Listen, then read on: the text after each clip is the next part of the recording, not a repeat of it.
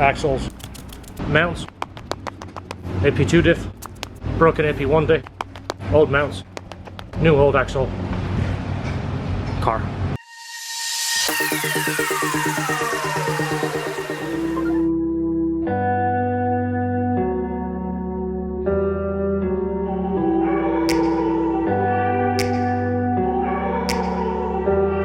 So this car was actually towed to us for a new clutch and a custom titanium exhaust.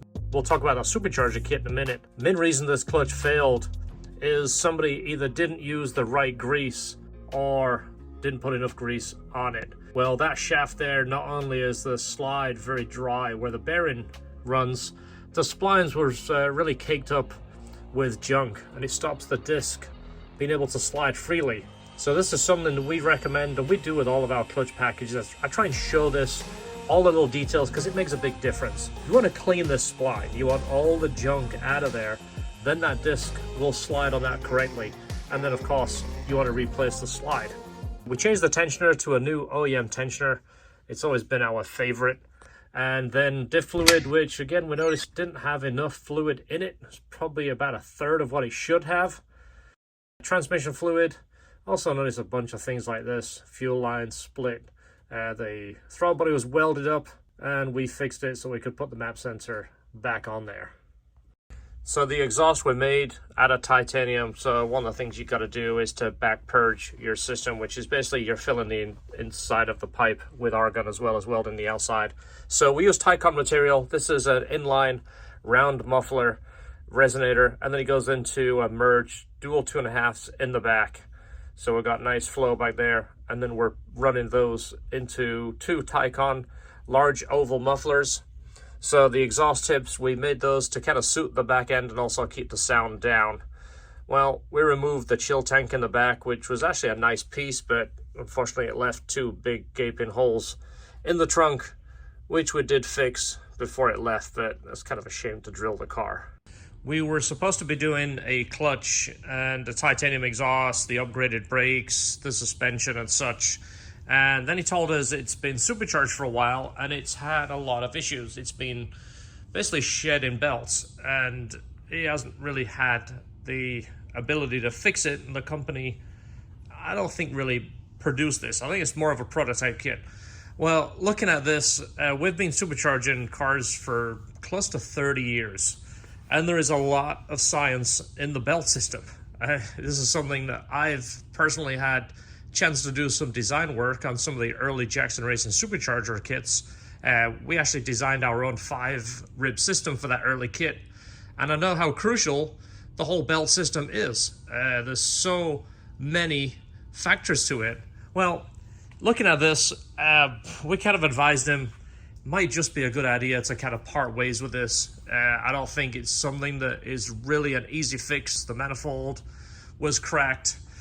This might be supercharged or turbocharged at a later date, but for right now, he just said, you know what, take the Supercharger kit off, put it back to stock, do the upgrades that you're going to do so at least I can drive it, and then we can revisit this at another time. So we did a brand new clutch. The titanium exhaust is going to be much quieter and of course lighter, which is always a plus whenever you add parts somewhere else. I like to do a titanium exhaust because it offsets some of that weight. Our brake package, did the coilovers, so he's got full adjustability on those, upgraded radiator and fans. So it's pretty much ready for the next stage. I'm not going to drive too far because it's got a gas light on, and I really don't want to drive the car to the gas station. Never like to drive customers' cars more than we have to, using this side road here just to kind of set the brakes. Well, the exhaust is pretty mellow. It had a really loud exhaust on before the NVIDIA. This is titanium. It weighs about half of the factory one, but usually 25, do a medium to heavy stop, nothing too crazy. You don't want to put any heat in there. Electric power steering light is on. Electric power steering isn't working. It's usually the module 95% of the time. Steering is just heavy. It's not assisting at all. Check engine light is, the code is saying that the O2 isn't reading, and it's got some kind of aftermarket O2 sensor, maybe a wideband, I don't know. Again, it's just not what we're going to touch. It's just a little bit of a headache ECU.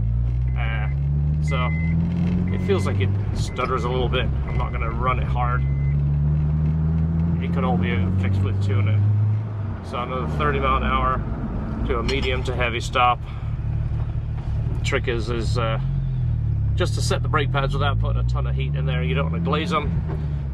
I did mention about the pulleys earlier. Well, just to give you the example, these are the Jackson Racing pulleys that we sell.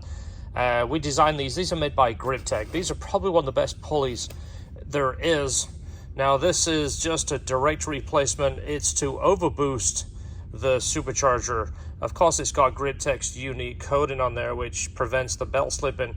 But the main part is this is absolutely critical for belt alignment. Well, some belts are more forgiving than others, like the cogged belt that was on this Supercharger. You can be a little off with those kits and they will still work. But as the RPMs increase, they're just known for shredding belts. Even these, when I built the 5-rib system beginning, the way this works, if you've never seen it, this sits on the alternator. The crank drives this, and then this drives a separate belt to the blower, which is this pulley right here. Well, we had slipping problems, and you would put all kinds of belt tension on there to try and combat it, and it would shred belts and throw belts off. Well, we got with a belt company and had, I think, 50 belts made, but we made this into a 5-rib and this into a 5-rib. Well, I spent a lot of money on pulleys. I went to 2 different pulley manufacturers, and I had issues with them both. And they assured me that all the dimensions were perfect. You see each one of these points and the mounting point. They would put it in their machine and show me how close it was. And it wasn't until I found another company that had a little bit of pulley experience.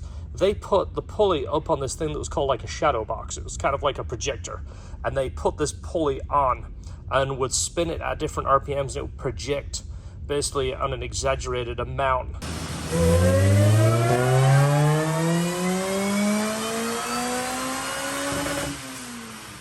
How far this was off, and it would show that the pulley was off. And they also explained as the RPMs build, it's almost like the error just gets really exponentially further away. So let's say you're building this and it's, let's just say it's 1 millimeter off. At 7,000 RPMs, it's 2 millimeters off. At 9,000 RPMs, it's 4 millimeters off. And at 10,000, it's like 6 to 7 millimeters off. It goes up exponentially. So trying to get pulleys to work on Superchargers is something I've had experience with, and I know how much difficult it is. Even the companies that make accessories for different motors, we've seen them have problems, and it's usually in the upper RPMs. It's not at 5,000 RPMs.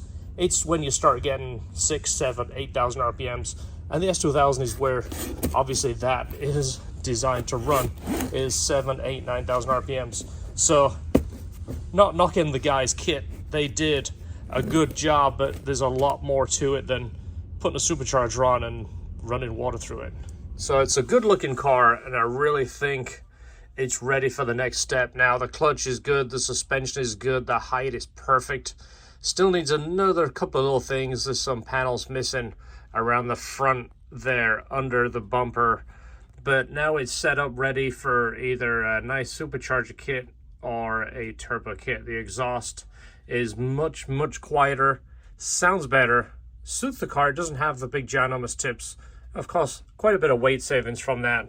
So if this does come back, we'll go ahead and update you and we'll do a part 2. But I think now the car is ready and it will be a whole lot better the next time around.